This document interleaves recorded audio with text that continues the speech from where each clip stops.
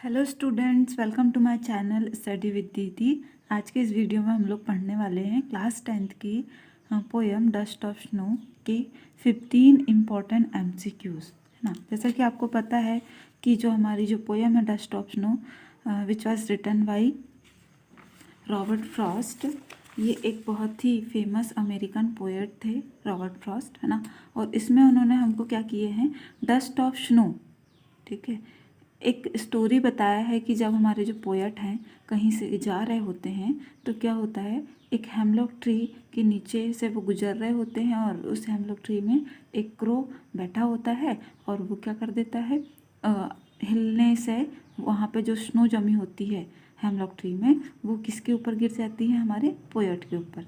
तो जैसा कि हमारी जो दो चीज़ें हैं, hemlock tree and a crow, इन दोनों को हम क्या मानते हैं, बुरी चीज़ें मानते हैं, या कहना चाहिए हेमलॉक ट्री कहलाता है पॉइजनस ट्री और जो क्रो होता है वो सौरों को रिप्रेजेंट करता है, ठीक है।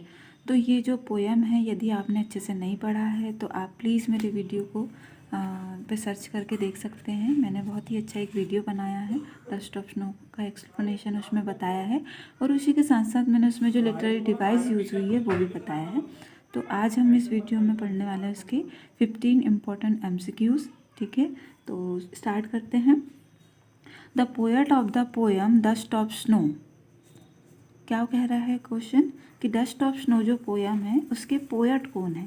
तो ऑप्शन है हमारे Leslie Norris, Robin Klein, Robert Frost, John Berryman. तो हमको पता है कि Robert Frost was the famous American poet who wrote the poem dust of snow, ठीक है। बेटा ये जो पोएम है वो बहुत ही छोटी सी है ना, बट इसकी बहुत ही क्या है, डीप मीनिंग है। आप एक बार इसका वीडियो ज़रूर देखें, ठीक है। Second question is the change of mood was brought by. तो जो हमारे जो पोएट हैं उनका जो मूड था वो चेंज हो गया था, तो किस कारण से हुआ था, हेमलॉक ट्री के कारण, ऑटम सीजन के कारण, fall of dust of snow and voice of crow. तो देखो हेमलॉक ट्री को देखते ही हमारे पोएट का मूड चेंज हुआ था क्या, नहीं हुआ था, है ना। ऑटम सीजन ये तो इसमें बताया ही नहीं गया है ना, तो ये भी क्रॉस हो गया। Fall of dust of snow, तो जैसा कि हमको पोएट ने बताया है कि वो हेमलॉक ट्री के नीचे से गुजर रहे होते हैं और क्रो जो होता है जो कि उसकी ब्रांच में बैठा होता है वो उनके ऊपर डस्ट ऑफ स्नो गिरा देता है ना। तो हमारा सही ऑप्शन क्या हो जाएगा, fall of dust of snow, option number C. The third question is some part of the day was saved as the poet became. तो हमारे पोएट ने ये जो पोएम है इसमें बताया है कि उनका जो some part of a day है ना, दिन का कुछ समय उनका क्या हो गया, सेव हो गया। तो कैसे सेव हो गया, कैसे हो गए थे हमारे पोएट, सैड हो गए थे इसलिए सेव हो गया, हैप्पी हो गए थे इसलिए सैड हो गया, क्वेरलसम हो गए थे इसलिए सेव हो गया, या स्लीपी हो गए थे इसलिए सेव हो गया। तो हमको पोएट ने बताए हैं कि जैसे ही उनके ऊपर क्रो डस्ट ऑफ स्नो गिराता है तो उनका जो मूड था जो कि बहुत ही ख़राब था वो थोड़ा ठीक हो जाता है, मतलब वो थोड़े हैप्पी हो गए थे, इसलिए तो जब हैप्पी हो जाएंगे तभी तो सब कुछ अच्छा करेंगे वो, है ना। तो हमारा ऑप्शन है बी सही है। क्वेश्चन नंबर 4 जो है हमारा वो है what has given the poets heart a change of mood, है ना। तो पोएट का जो हार्ट था वो किस कारण से चेंज हो गया था, the cries of a crow, crow के चिल्लाने से, द फॉलिंग स्नो, स्नो के गिर जाने से, मीटिंग विथ अ फ्रेंड एक फ्रेंड से मिलने के कारण, या sacking down of the dust of snow on him from a hemlock tree bye a crow, ठीक है। क्या कि हेमलॉक ट्री में जो एक क्रो बैठा हुआ था उसके थ्रू हिला हुलोने से क्या हो गया, डस्ट ऑफ स्नो उसके ऊपर गिर गई, इस कारण से उसका हार्ट जो था वो चेंज हो गया। तो यही हमारा सही ऑप्शन है। Next question, the रेमिंग scheme of the given stanza is, ठीक, रेमिंग स्कीम क्या है उसकी, ठीक, तो पोयम में हमने पढ़ा हुआ है, यदि आपने वीडियो नहीं देखा है तो प्लीज़ आप वीडियो देखें, उसमें मैंने बहुत अच्छे से समझाया है कि रेमिंग स्कीम कैसे निकालते हैं। तो हमारी जो पोयम है डस्ट ऑफ स्नो, उसकी रेमिंग स्कीम है ABAB। तो हमारा आंसर हो जाएगा option number A। The second question number 6, question 6, saved some part of a day means the poet। ठीक है, तो पोएट का कहने का मतलब क्या है, जब वो कहते हैं कि saved some part of a day, एक दिन का कुछ पार्ट उन्होंने सेव कर लिया, इससे पोएट का क्या मीनिंग निकल रहा है। तो ऑप्शन है saved some money during the day, है ना, दिन के दौरान उन्होंने कुछ पैसे सेव कर लिया।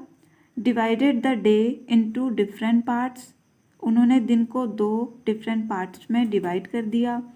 Came out of his sad mood and spend the remaining part of the day in a चीरफुल mood, या फिर उन्होंने अपना जो मूड था, सैड मूड था, उसको हटा दिया और जो बाकी जो पार्ट दिन का बचा हुआ था उसको एक चीरफुल मूड के थ्रू बिताया।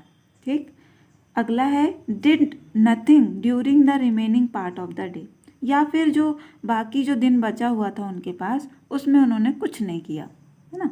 तो हमारा क्वेश्चन क्या है, save some part of a day means, poet का कहने का मतलब है कि जो दिन उनका सैड मूड से चला गया था उसको उन्होंने जाने दिया, और जो बाकी जो बचा हुआ दिन था, remaining part of the day, उसको उन्होंने चीरफुल मूड से बिताया। तो हमारा ऑप्शन हो जाएगा option number C is correct answer.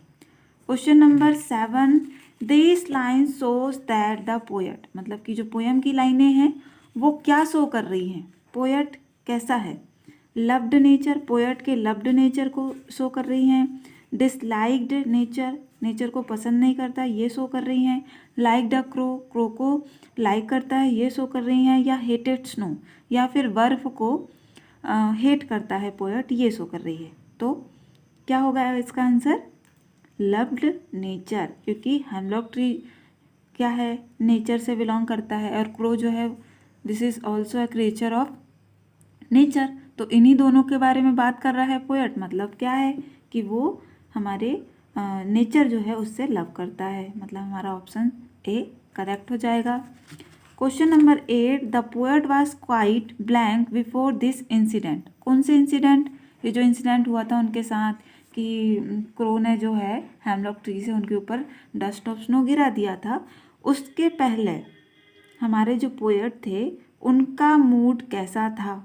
What was the quite, the poet was quite, poet जो थे वो बहुत ही क्या थे, एंग्री थे बिफोर दिस इंसिडेंट, एक्साइटेड थे बिफोर दिस इंसिडेंट, हैप्पी थे बिफोर दिस इंसिडेंट, या अपसेट थे एंड डिस्टर्ब थे बिफोर दिस इंसिडेंट। मतलब ये जो इंसिडेंट हुआ था ना कि हेमलॉक ट्री से क्रो ने उनके ऊपर डस्ट ऑफ स्नो गिराया, तो उससे पहले हमारे पोएट कैसे थे, अपसेट थे और डिस्टर्ब थे। उन्होंने बताया है कि उनका मूड ख़राब था, मतलब यह नहीं कि वो एंग्री थे, है ना। तो एंग्री भी रॉन्ग हो जाएगा, एक्साइटेड भी रॉन्ग हो गया, हैप्पी भी रॉन्ग हो गया, वो बहुत ज़्यादा क्या थे, अपसेट एंड डिस्टर्ब। तो हमारा option number D is correct answer.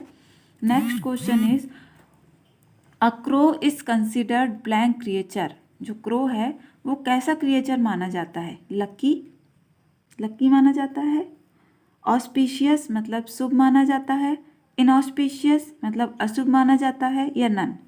तो हमको पता है कि क्रो और हेमलॉक ट्री ये जो दोनों चीज़ें हैं, इन दोनों को इनऑस्पिशियस माना जाता है। तो हमारा करेक्ट ऑप्शन है ऑप्शन नंबर C।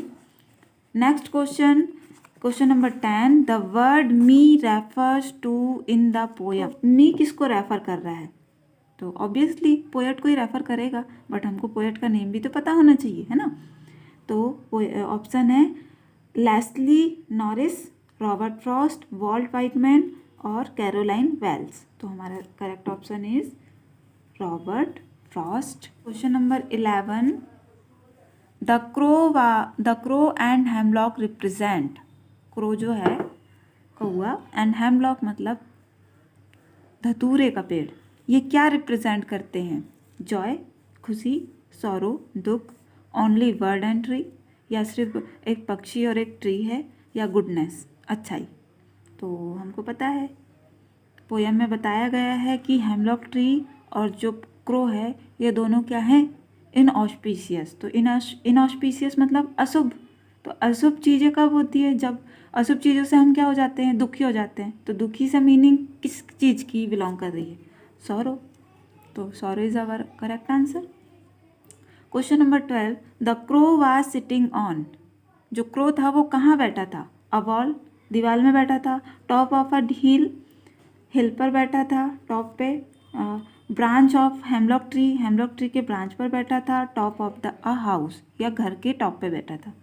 तो ये आंसर तो वैसे सभी से बन जाना चाहिए, ब्रांच ऑफ हेमलॉक ट्री, क्योंकि वहीं से तो उसने डस्ट ऑफ स्नो गिराया था। Question number 13, the dust of snow was dropped from. Dust of snow कहाँ से गिराई गई थी? A neem tree, a palm tree, a hemlock tree, a fruit tree. I think ये सबसे बन जाएगा hemlock tree. Next, the crow blank. Crow क्या कर रहा था? संग सॉन्ग गा रहा था। डांस्ड, डांस कर रहा था। Flew away from seeing the poet, या पोएट को देख करके उड़ गया था। या shook down the dust of snow on the poet, या वहाँ से हिला करके डस्ट ऑफ स्नो पोएट के ऊपर गिरा दिया था। तो ये आंसर भी आपको पता होगा क्योंकि पोएम में ही लिखा है। Option number D is our correct answer. Question number 15, which poetic device या literary device used in the following lines. ठीक है, कौन सी पोएटिक डिवाइस इसमें यूज हुई है? हमारी 2 लाइनें लिखी हुई है, has given my heart a change of mood. ठीक है, तो हमको देखना है कि कौन सी लिटरेरी डिवाइस इसमें यूज़ हुई है। ऑप्शन है एलिट्रेशन, मेटाफर, सिमिली और एसोनेंस।